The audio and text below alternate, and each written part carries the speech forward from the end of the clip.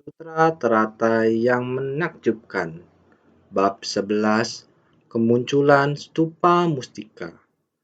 Episode 1312 dengan judul Sesuai dengan Sifat Hakiki dan Memulakan Pembinaan Diri untuk Mengatasi Segala Kesulitan.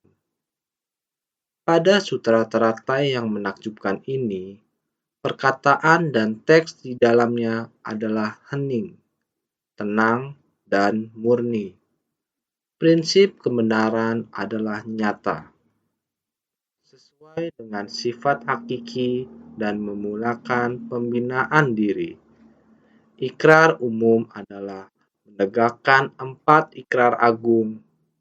Makna dari doktrin ajaran yang tak terucapkan adalah tak terhingga.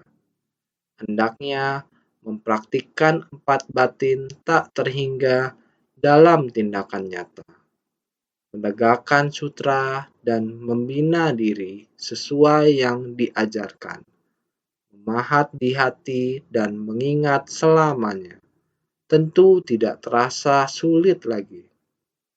Dengan bersungguh hati, menghayati dan memahami, di sutra teratai ini kita harus bersungguh hati. Karena isi sutra ketika dibaca dari naskah, kita harus bersungguh hati, memahami isi dan makna di dalamnya. Perkataan dan teks di dalamnya adalah hening, tenang, dan murni. Dari naskah sutra, kita mendalami ajaran di dalamnya.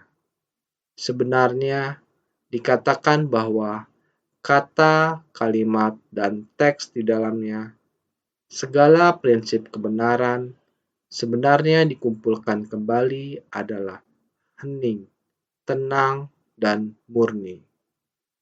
Dharma hening, tenang, dan murni ini telah mencakup segala sesuatu di dunia. Ini adalah prinsip kebenarannya. Prinsip kebenaran di demikian banyak masalah dan benda di dunia. Segala kegembiraan dan penderitaan di dunia, semua tercakup di dalamnya. Sesungguhnya, ketika dianalisis secara menyeluruh, itu adalah keheningan dari pemadaman. Tidak ada apapun, di dalamnya adalah murni.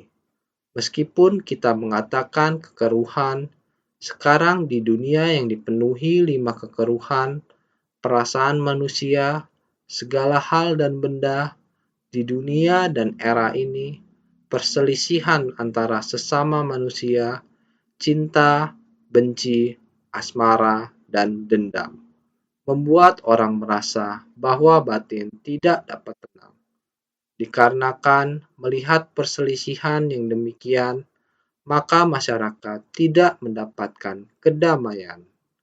Hal-hal di dunia, melihat berita dari koran atau TV, setiap hari juga merupakan hal yang sama. Dalam ribuan bentuk yang berbeda, setiap hari tentang cinta, benci, asmara, dan dendam. Penderitaan yang tak tertahankan. Semuanya adalah bencana alam dan petaka akibat ulah manusia, dan lain-lain. Ini adalah manusia dan masalah di dunia. Sungguh sangat banyak.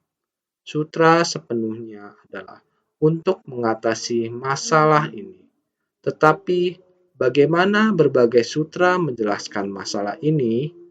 Kita tahu tentang banyak hal yang terjadi di dunia ini, yang menyebabkan orang mengalami penderitaan yang tak tertahankan.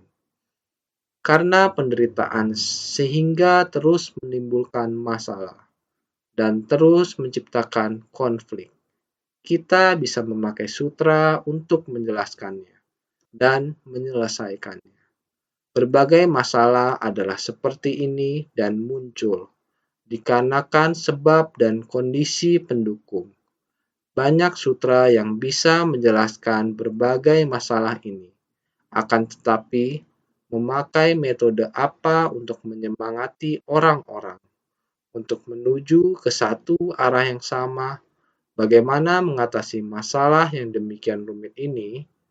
Arah yang tepat ini ada di dalam kitab sutra ini. Sutra ini penuh dengan kisah penderitaan dan kesulitan. Jumlahnya sebanyak butiran pasir di Sungai Gangga, di mana kita semua dapat melihat keunikan masing-masing untuk menjelaskan sebab dan kondisi pendukung, serta buah balasan karma menggunakan metode terampil agar semua orang paham. Akan tetapi, memakai metode apa untuk mengatasinya? Di sutra lain, manapun kita tidak akan menemukan cara untuk mengatasinya. Metode untuk mengatasi masalah yang demikian komprehensif, dharma yang menakjubkan, tidak ada struktur, sehingga orang-orang tidak dapat menerima dan menegakkannya. Bukan sesuatu dengan hanya menerimanya, kemudian kita bisa bertahan atau menegakkannya. Dalam Sutra Teratai, bab Guru Dharma, Buddha mengatakan bahwa adalah sulit untuk menegakkan sutra ini. Sangatlah sulit untuk mendapatkan dharma ini. Juga susah, apalagi untuk menerima dan menegakkan dharma ini. Malah lebih sulit. Maka terdapat berlapis-lapis kesulitan. Oleh karena itu, pertama harus membuat orang-orang mengerti bahwa dharma adalah setara untuk semua orang. Karena sutra ini penuh dengan kebijaksanaan dan kewelas asihan beriringan. Welas asih dan kebijaksanaan keduanya tercakup dalam sutra ini. Kebijaksanaan adalah kebijaksanaan yang tajam. Terlebih dahulu, dia membuat kita mengerti tentang hal-hal yang terjadi di dunia. Maka menggunakan metode terampil untuk menjelaskannya. Dimulai dari metode terampil hingga dia terus menganalisis hingga sulitnya untuk menegakkan sutra ini selamanya. Metode terampil yang amat canggih ini sangat membantu kita untuk lebih memahami akan hukum sebab akibat, mengetahui asal-muasal dari penderitaan sejak kita semuanya mulai mengerti. Karena mulai mengerti, maka kita memulai pelatihan diri. Pelatihan diri, batin tentu menjadi takut akan hukum sebab akibat. Tentu kita tidak akan saling melibatkan diri antar hubungan sesama. Begitulah orang yang sudah mengerti akan dharma. Tetapi mereka hanya bertahan di tahapan Sravaka dan Pratyeka Buddha. Mereka sudah mulai bisa membedakan dan mengerti. Mulai mengerti, mengetahui, dan memiliki kebijaksanaan. Beginilah prinsip kebenaran. Namun kebijaksanaan yang tidak memihak masih belum tersadarkan. Jika kebijaksanaan tidak memihak sudah tersadarkan, maka mereka akan mulai memberi cinta kasih, welas asih, sukacita, dan keseimbangan batin. Dengan adanya ini, menggunakan welas asih untuk meningkatkan kebijaksanaan untuk melatih kebaikan. Ketika kita menggabungkannya dengan cara ini, welas asih dan kebijaksanaan saling memenuhi dan melengkapi. Ketika welas asih dan kebijaksanaan saling memenuhi, barulah sanggup terjun ke kerumunan orang banyak dan menjalankan satparamita. Ketika kita telah berhasil merealisasikannya melalui jalan bodhisattva sepenuhnya, kemudian kita akan memperoleh buah menjadi seorang Buddha. Prinsip kebenaran dari Sutra Teratai terkandung di dalamnya. Berbeda dengan isi dari sutra-sutra lainnya, kita sudah membahas sebelumnya bahwa Tripitaka terdiri dari 12 bagian seperti butiran pasir tak terhingga. Dharma ini, jika mau dihitung jumlahnya, seperti butiran pasir tak terhingga. Ada sangat banyak dharma, dharma yang berkembang kemudian menjadi banyak dharma. Namun semua dharma ini dapat digunakan untuk orang yang sesuai kapasitas. Memberi pengajaran sesuai kapasitas, semuanya adalah metode terampil. Semua orang dapat mengetahuinya, dapat mengembangkan kebijaksanaan, bisa memahami perbedaan dalam ajaran Dharma, mencapai kondisi pendukung demikian. Jadi ini adalah sebab akibat. Inilah kebijaksanaan, mampu membedakan. Jadi semua orang hanya memberi kebaikan pada diri sendiri. Sang Buddha berkata bahwa ini saja tidak cukup. Kita juga harus membangkitkan kebijaksanaan. Kebijaksanaan muncul, ini adalah menggenggam kebijaksanaan. Membangkitkan welas asih di tengah orang banyak, karena semua makhluk adalah sama. Hati Buddha. Semua makhluk adalah setara, jadi berada di tengah orang banyak, bersumbangsi adalah seperti memberi persembahan kepada semua Buddha. Karena setiap orang adalah Buddha di masa depan, jadi saat kita bersumbangsi di tengah orang banyak, itu setara seperti memberikan persembahan kepada Buddha masa depan. Itu juga adalah memberikan persembahan, maka di dalam Sutra Teratai banyak persembahan yang disebut di dalam persembahan. Dapat memahami dengan jelas prinsip kebenaran ini, yaitu memberi persembahan kepada para Buddha. Anda dapat memahami dengan jelas perbedaannya telah dipahami.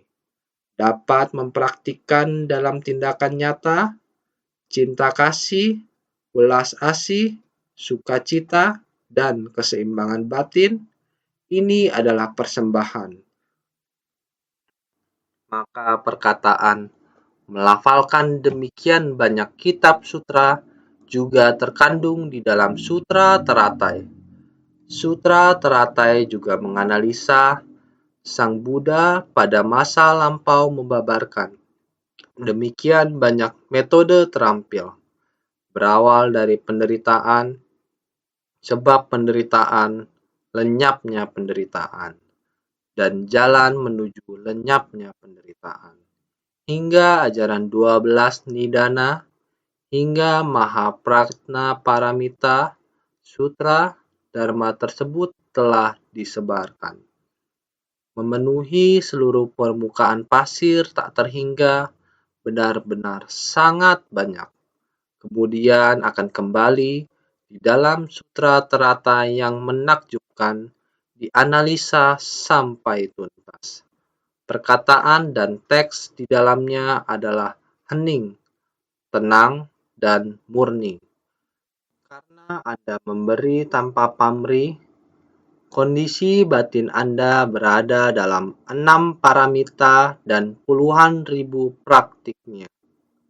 Benih sebab praktik bodhisattva sampai pada proses ini, benih sebab praktik bodhisattva masuk ke tengah orang banyak untuk bersumbangsi, ini adalah sesuatu yang alami.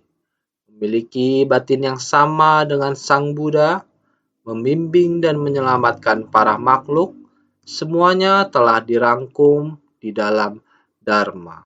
Sehingga perkataan dan teks di dalamnya adalah hening.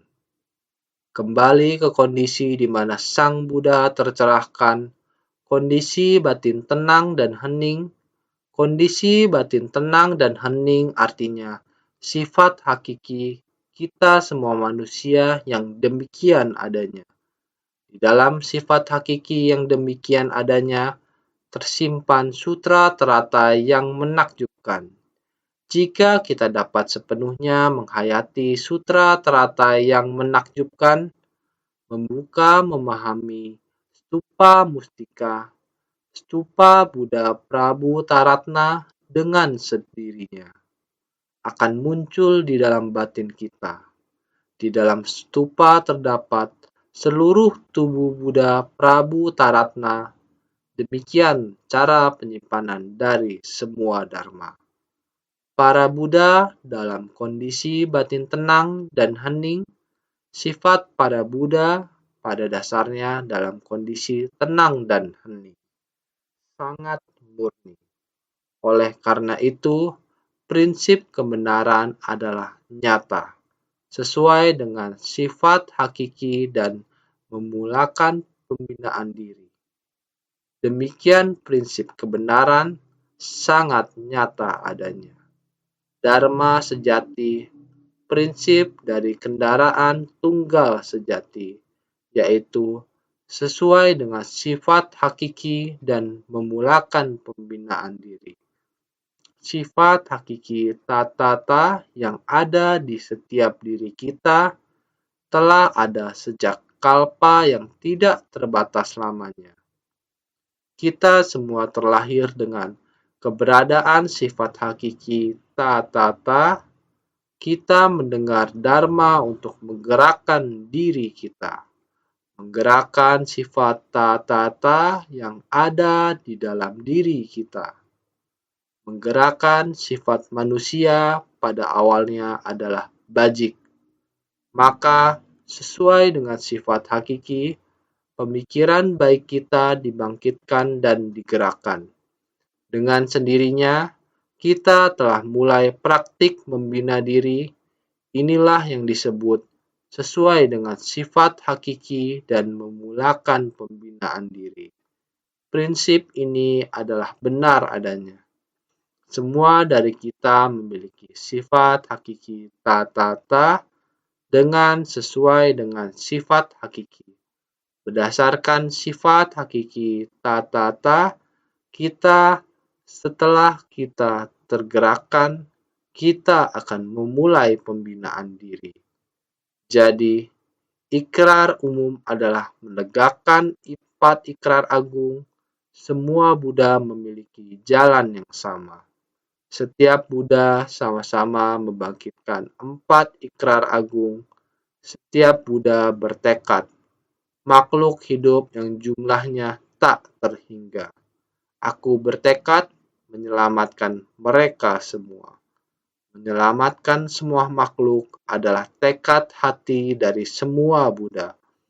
Karena kita sudah sesuai dengan sifat hakiki dan memulakan pembinaan diri, yakni berasal dari dalam hati kita.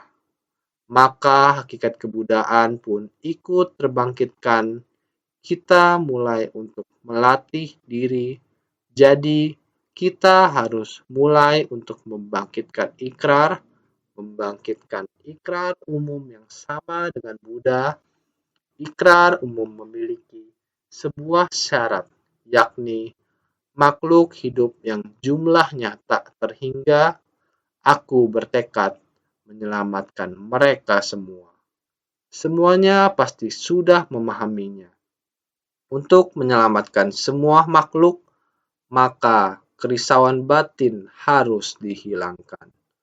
Ajaran kebenaran dari Buddha Dharma begitu dalam dan menakjubkan. Kita harus bersungguh hati dalam memahaminya. Jalan kebudaan yang tiada tara, aku bertekad mencapainya.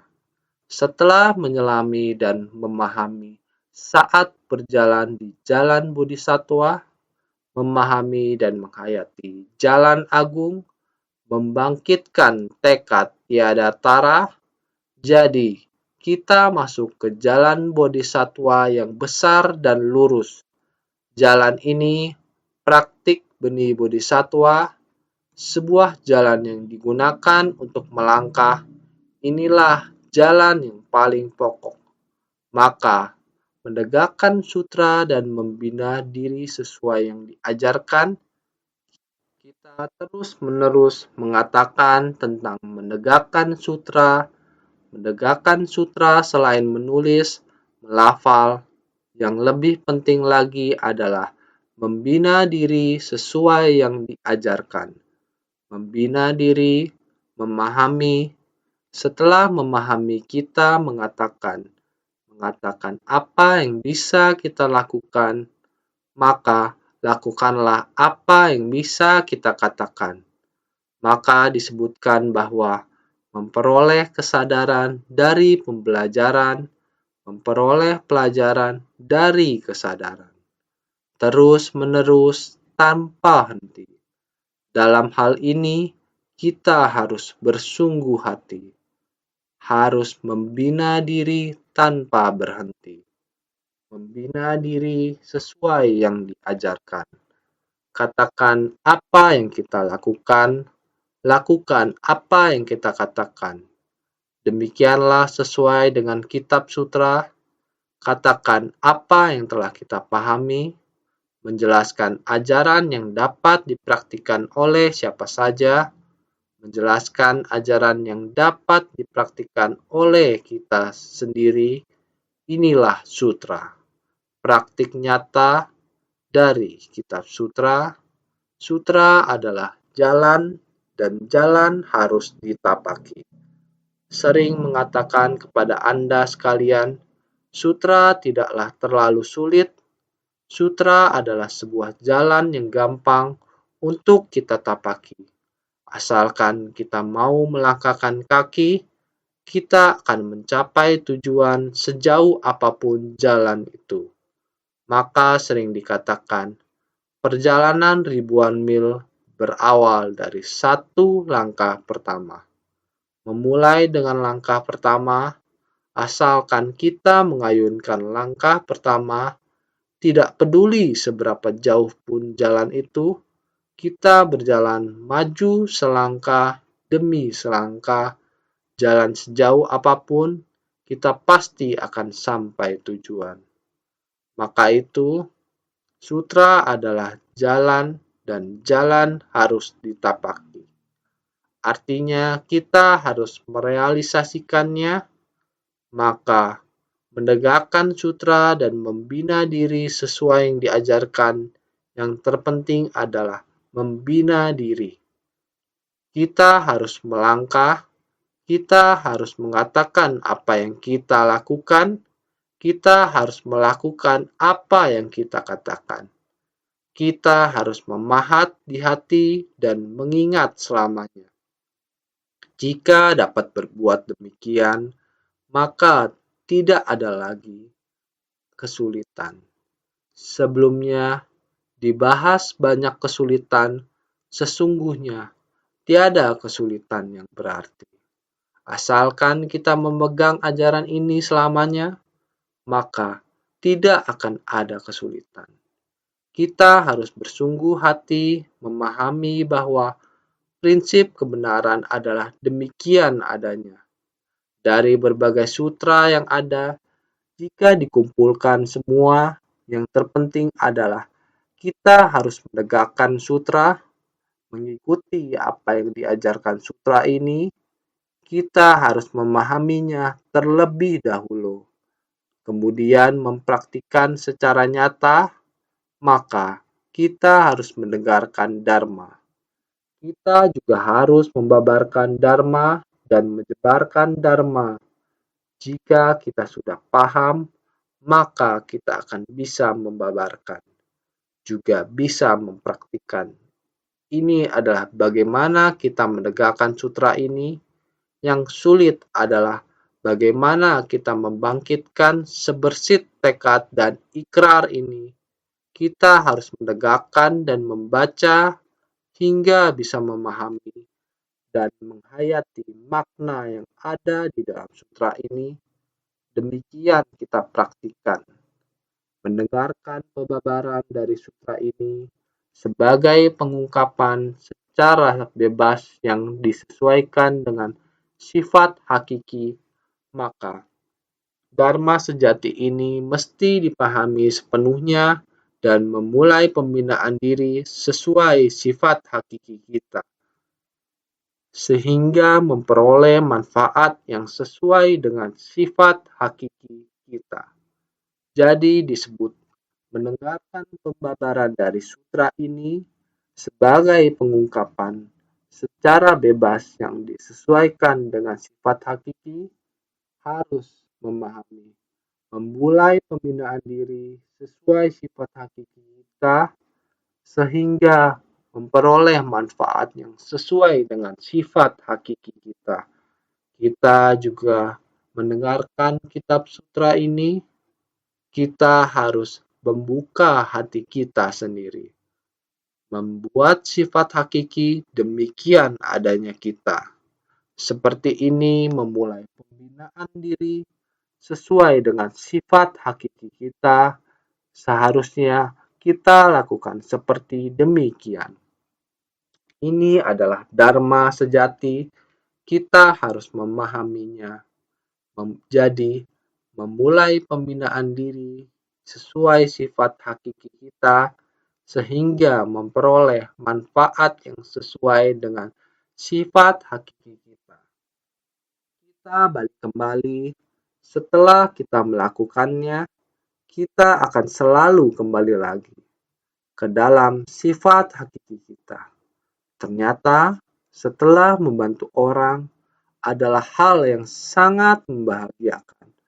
Ternyata, memulai langkah seperti ini dapat melihat panorama batin.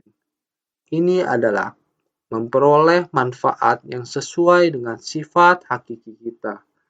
Kita memulai pembinaan diri sesuai dengan sifat hakiki.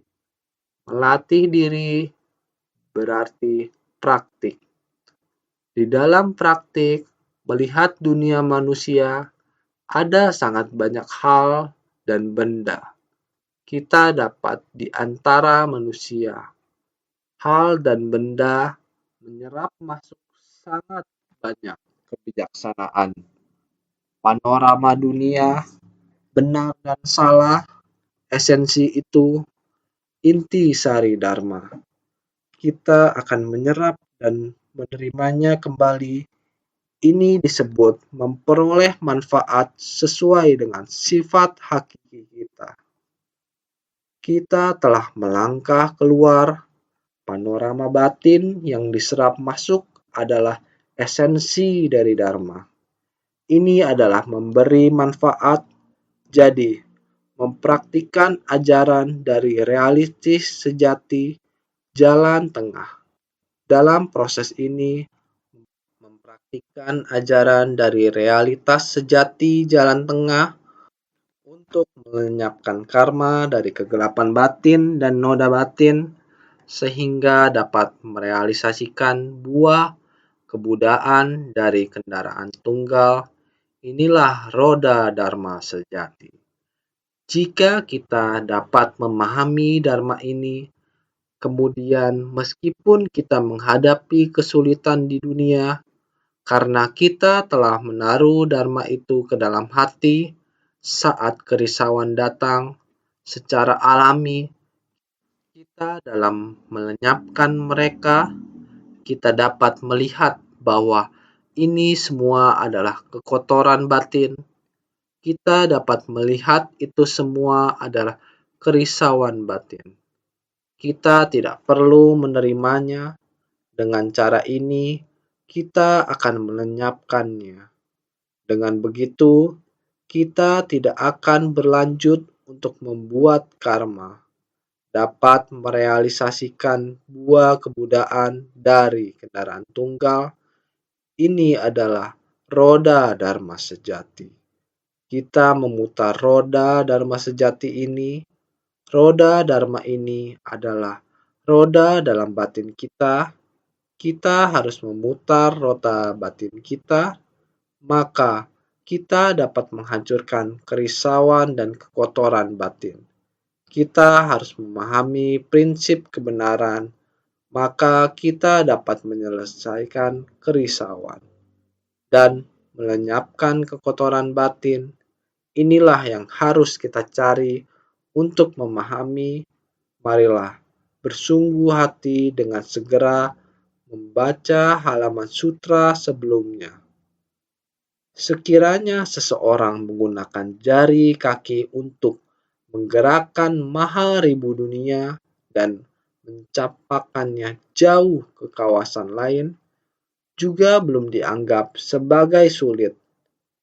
Sekiranya seseorang berdiri di puncak dari keberadaan dan membabarkan semua sutra lainnya yang tak terhingga kepada orang-orang, juga belum dianggap sebagai sulit. Kemarin sudah kita bahas seperti ini. Dalam kitab sutra menuliskan demikian. Ini sungguh tak terbayangkan. Apakah ini memungkinkan? Bahkan membahas bahwa dapat berdiri di atas puncak langit tertinggi, yaitu surga Akanista. Di tempat itu, untuk membabarkan semua sutra lainnya yang tak terhingga. Semua sutra lainnya yang tak terhingga ini adalah semua kitab sutra selain dari Sutra Teratai, yang jumlahnya sebanyak pasir Sungai Gangga. Kita harus memahami ungkapan ini dengan jelas. Ini adalah semua sutra lainnya yang tak terhingga. Itu adalah mengacu pada semua sutra selain Sutra Teratai. Tidak sulit untuk mengajar mereka semua sepenuhnya, khususnya di langit tertinggi Surya Akanista. Ini juga tidak akan sulit. Apakah bisa? Sungguh tak terbayangkan. Tapi Sang Buddha berkata itu tidak sulit, bisa dilakukan. Sekiranya setelah Buddha parinirwana, seseorang yang dapat membabarkan sutra ini pada dunia jahat ini, inilah dianggap sulit. Benar, inilah yang dikatakan Sang Buddha untuk menegakkan begitu banyak sutra, bahkan untuk membabarkan sutra di atas langit, ini tidaklah sulit. Tetapi setelah Sang Buddha memasuki parinirwana, di dunia yang jahat ini, berarti dunia yang dipenuhi dengan ilmu kekeruhan, seseorang yang dapat membabarkan sutra ini, inilah dianggap sulit. Bagian sutra ini dapat merangkum semua yang disampaikan sebelumnya tentang pentingnya menegakkan sutra, tetapi untuk membabarkan sutra ini dan sulitnya dalam menyebarkan sutra ini. Terdapat seberapa banyak kesulitan seperti memindahkan Gunung Semeru ke tempat lain ataupun menggunakan jari kaki untuk menggerakkan 3.000 maharibu dunia, itu juga tidak termasuk sulit. Kita dapat membabarkan sutra sejumlah butiran pasir di Sungai Gangga, bahkan ke atas langit untuk membabarkannya masih tidak termasuk sulit. Namun, setelah Sang Buddha memasuki parinirwana di dunia yang jahat ini, seseorang yang dapat membabarkan sutra ini, inilah dianggap sulit.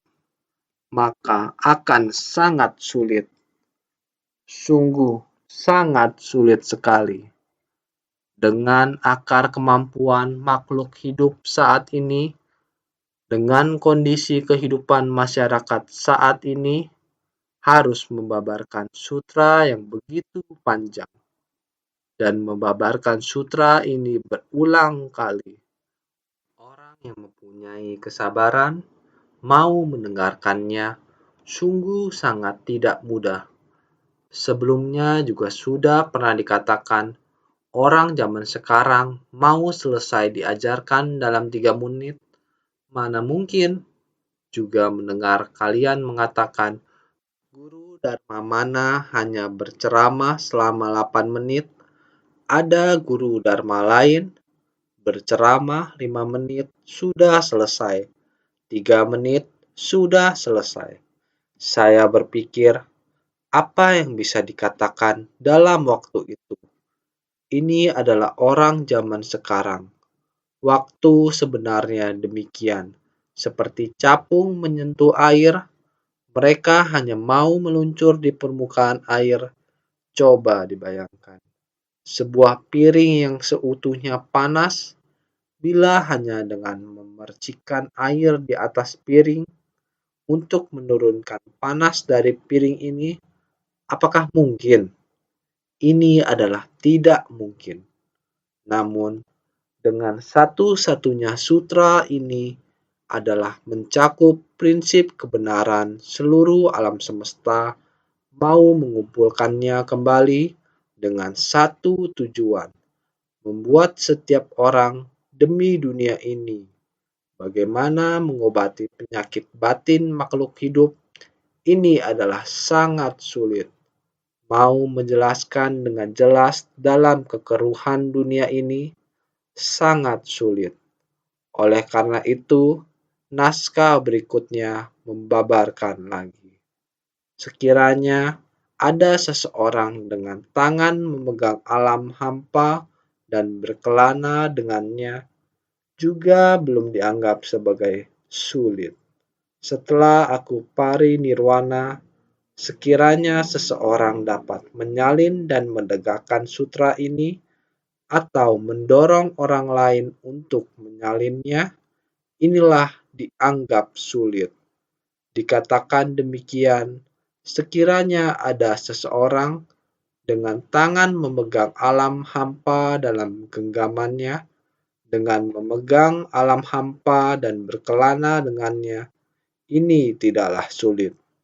Sekiranya ada seseorang dengan tangan memegang alam hampa dan berkelana dengannya, juga belum dianggap sebagai sulit. Alam hampa tiada berwujud dan tidak dapat dipegang. Sekalipun dapat dipegang, juga belum dianggap sebagai sulit. Apakah ini mungkin? Namun, Sang Buddha berkata, ini tidak sulit. Alam hampa tiada berwujud dan tidak dapat dipegang. Meskipun kita bisa memegang dengan tangan kita, bila seseorang berkata, saya memiliki kemampuan gaib, saya bisa memegang alam hampa ini. Ini tidaklah sulit. Ada yang bisa melakukannya? Apakah kalian bisa melakukannya? Mari semua orang pikirkan tentang ini. Ini adalah sebuah teka-teki. Buddha Sakyamuni memberikan teka-teki ini kepada kita untuk menguji kebijaksanaan kita, untuk melihat bagaimana kita bisa memegang alam hampa. Jadi, memegang alam hampa dan berkelana di dunia tidaklah sulit. Saya pikir ini tidak sulit. Apa itu alam hampa? Apakah semuanya bisa menerka? Alam hampa hanyalah udara belaka. Udara bisa dikemas, kita bisa mengumpulkan udara dan berkelana dengan membawa kemasan berisi udara. Bagi saya, ini tidak sulit. Namun, Sang Buddha menggunakan ini untuk menguji semua orang. Jadi, kalau kita mau bersungguh hati, ini tidaklah sulit. Kalau kita menggunakan kantong plastik dan dengan segera menyegelnya, maka kantong itu akan berisi udara. Apakah ini sulit? Namun, Sang Buddha memberikan teka-teki ini kepada kita. Kelihatan sulit, namun sesungguhnya ini sangat mudah. Sutra juga demikian. Di dalamnya ada banyak teka-teki. Sang Buddha ingin berkata kepada kita, apakah ini sulit? Sebenarnya, prinsip kebenaran yang terkandung di dalamnya adalah sangat sederhana. Asalkan kamu memikirkannya baik-baik, ini tidaklah sulit. Jadi Sang Buddha berkata, setelah aku parinirwana, sekiranya seseorang dapat menyalin dan menegakkan sutra ini, atau mendorong orang lain untuk menyalinnya, inilah dianggap sulit. Sekiranya setelah Buddha parinirwana dan kapasitas orang-orang cukup rendah, apabila dapat menyebarluaskan sutra ini adalah lebih unggul daripada memegang kekosongan. Setelah Buddha parinirwana, kita sendiri dapat menyalin sutra sendiri, dapat membahas sutra ini ke dalam ruang batin kita, di dalam batin kita. Kita juga bisa membuat orang lain tertarik terhadap sutra ini, bersedia untuk menulisnya, mengukir ke dalam ruang batin mereka. Sekiranya bisa demikian, setiap orang dapat menerima dan menegakkan masuk ke dalam hati.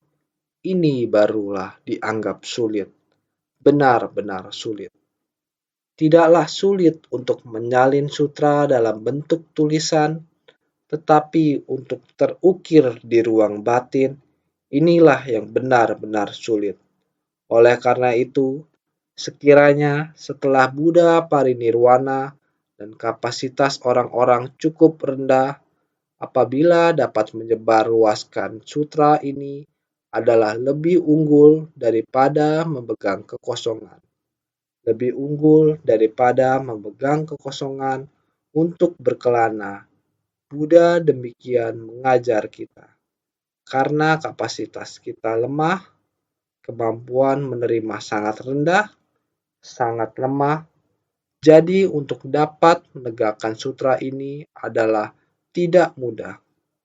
Sekiranya seseorang menempatkan bumi ini di atas kuku jari kakinya, lalu membawanya naik ke surga Brahma, juga belum dianggap sebagai sulit.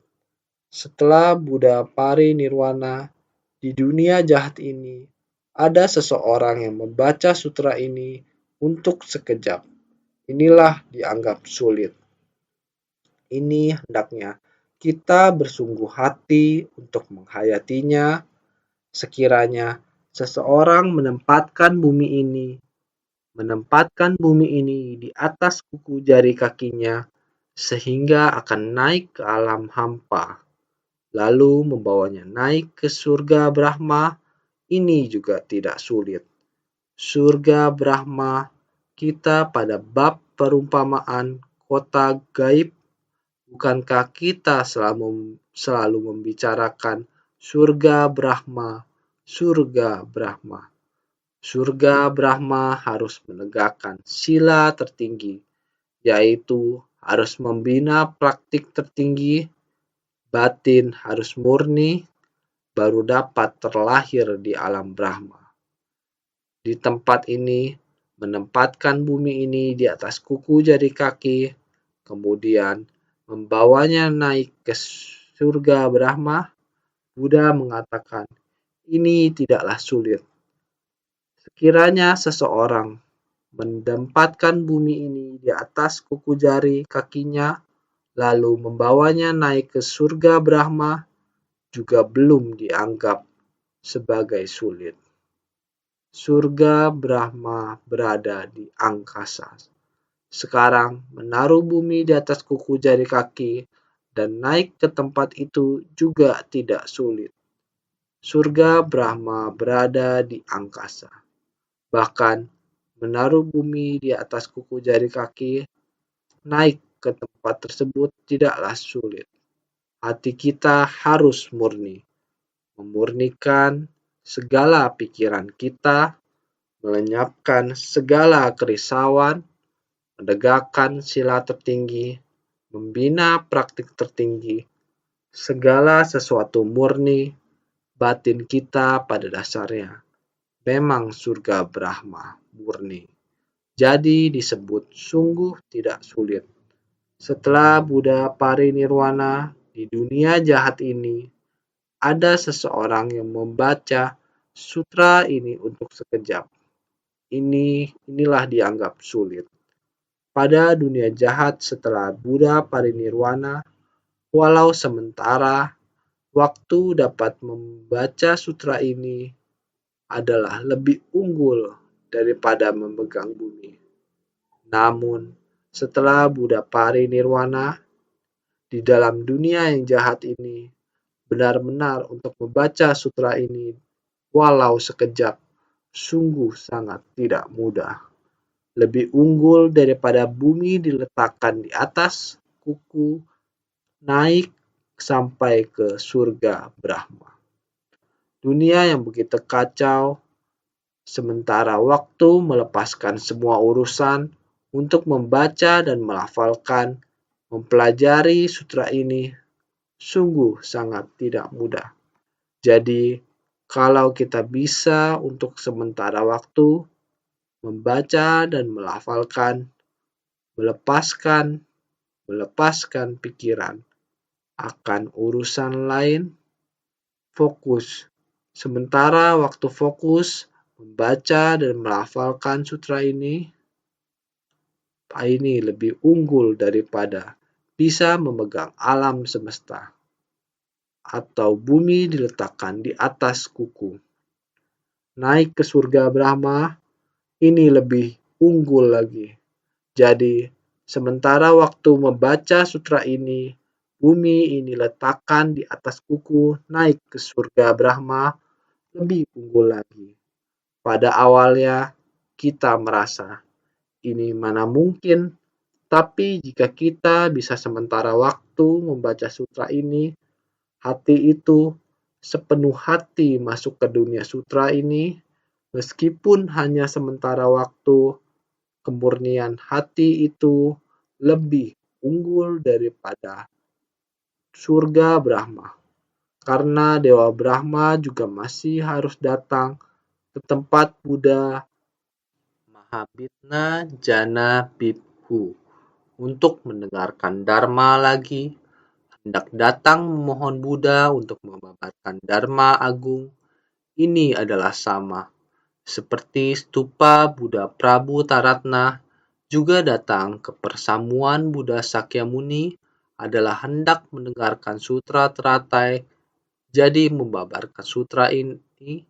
Jika kita bisa sementara waktu melepaskan semua urusan lainnya, baik-baik membaca dan melafalkan sutra ini meresap ke dalam hati, meskipun hanya sementara waktu, hati sepenuhnya murni. Sutra Dharma ini benar-benar masuk ke hati. Jika demikian, lebih unggul dari meletakkan bumi di atas kuku naik sampai ke surga Brahma. Ini menyatakan sulitnya menyalin dan menegakkan sutra ini, serta membaca sutra teratai yang demikian menakjubkan untuk sekejap, juga tidak terbandingi oleh hanya memiliki kekuatan gaib saja. Dengan membawa bumi naik ke surga Brahma, mesti melewati surga dari alam nafsu, sejauh dapat dikatakan adalah sangat tinggi. Guna pertama-tama menunjukkan sulitnya naik ke atas sana, makna dari sutra ini adalah penampakan tubuh Dharma dengan kebijaksanaan besar dan setara, sedangkan para makhluk tertutup oleh kegelapan batin dan noda batin, sekalipun dapat membaca surat ini untuk sekejap, namun dikarenakan tertutup dan tertintangi, makanya tidak dapat memasukinya. Dibandingkan dengan membawa bumi naik melewati surga dari alam nafsu, ini lebih sulit lagi. Ini menunjukkan bahwa ketika kita melafal dan menegakkan sutra ini, walaupun kita hanya membaca atau melafal sutra teratai untuk sekejap, ini benar-benar sungguh tidak mudah. Asalkan kita bisa membaca sutra ini untuk sekejap, Ini akan lebih sulit dibandingkan kita meletakkan bumi di atas kuku jari kita dan naik ke surga Brahma.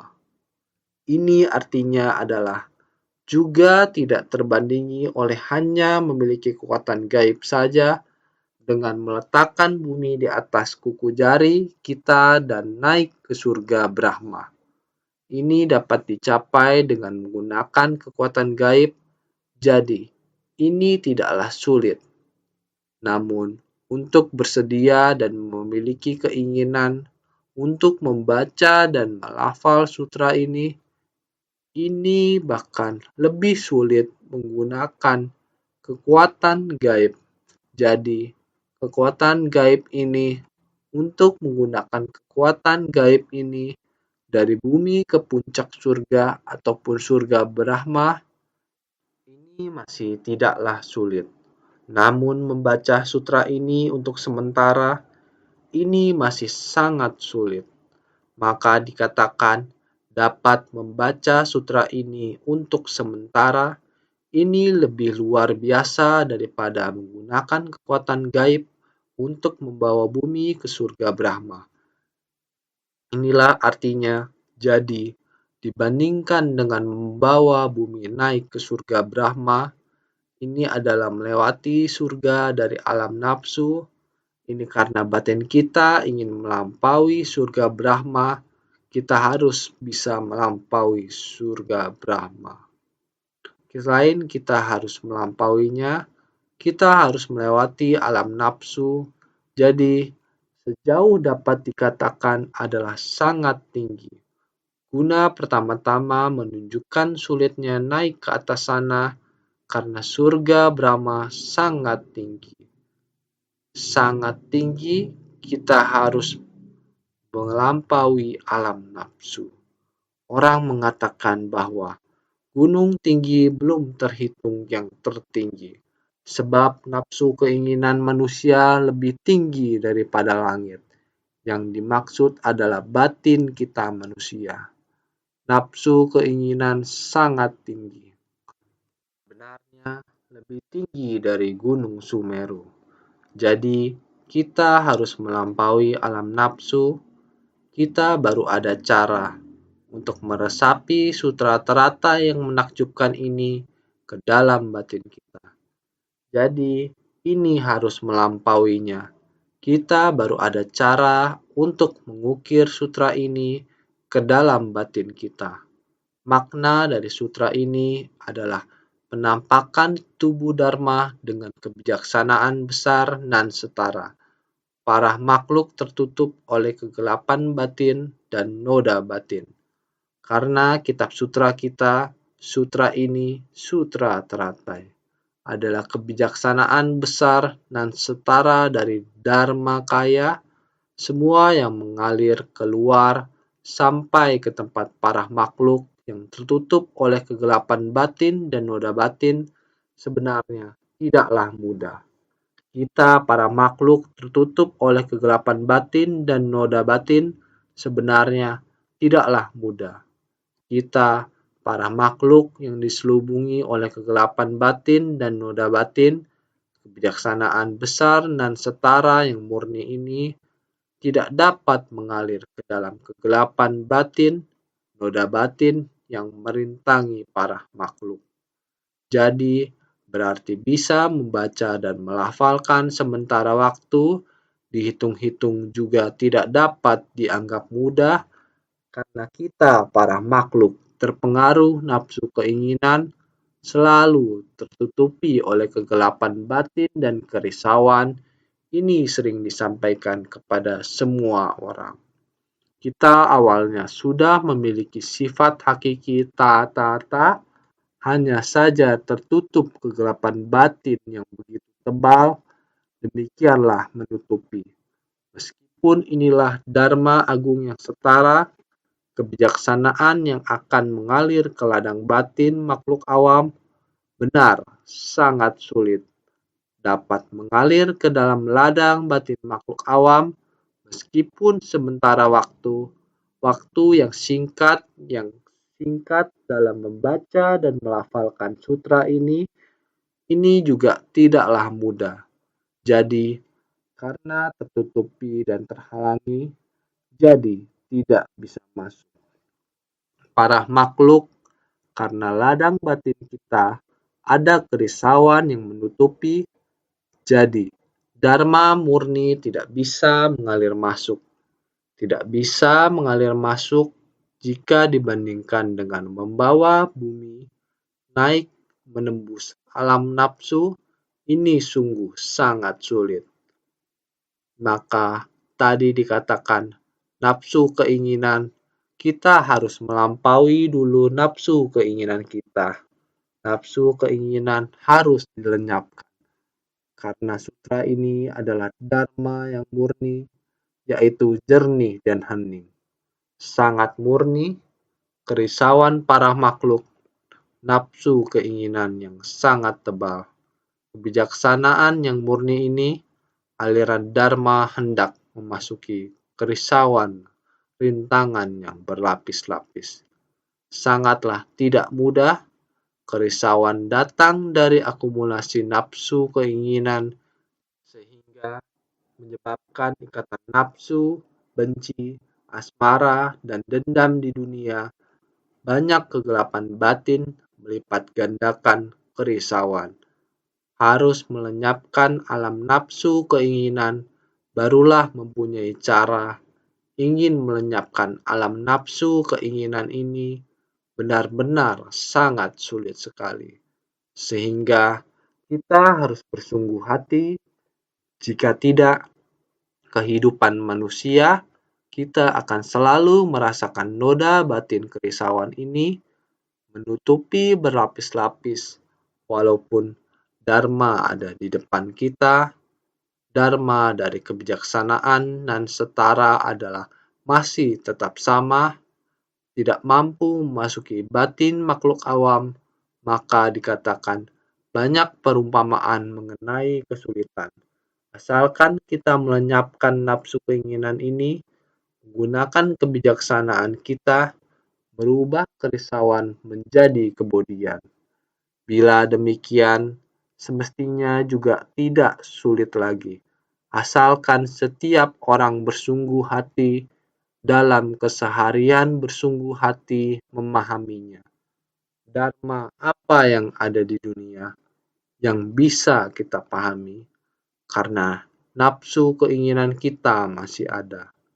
Bila ada nafsu keinginan, walaupun sangat mudah, Buddha mengumpamakan teka-teki yang disampaikan dikatakan sulit, benar-benar sulit yang terbayangkan. Menggerakkan satu pikiran, banyak lebih sungguh hati, sebenarnya tidak ada yang sulit. Ini hanya di perumpamaan Dharma, bumi diletakkan di atas kuku demikian terus sampai alam Dewa Brahma. Apakah ini sulit? Buddha mengatakan ini tidak sulit. Sebenarnya ini hanyalah satu perumpamaan, yaitu batin kita. Bila kita mampu melenyapkan nafsu keinginan, sedikit pun tidak ada sulitnya. Pakai cara apa melenyapkannya? Yaitu menggunakan Dharma murni. Ajaran sempurna, 12 bagian naskah Buddha dari Tripitaka, sejumlah butiran pasir di sungai Gangga, intisarinya, inti sari yang dimurnikan keluar ada di ajaran sempurna ini. Sutra teratai ini, dalam sutra teratai dikatakan kesulitan dalam menegakkan sutra. Alasan kita melenyapkan kesulitan ini, membangkitkan ikrar agung, membangkitkan tekad, mempraktikkan dalam tindakan nyata, seperti yang dikatakan dalam melatih diri. Mana ada sulitnya? Tidak sulit, yaitu asalkan kita dalam keseharian senantiasa bersungguh hati.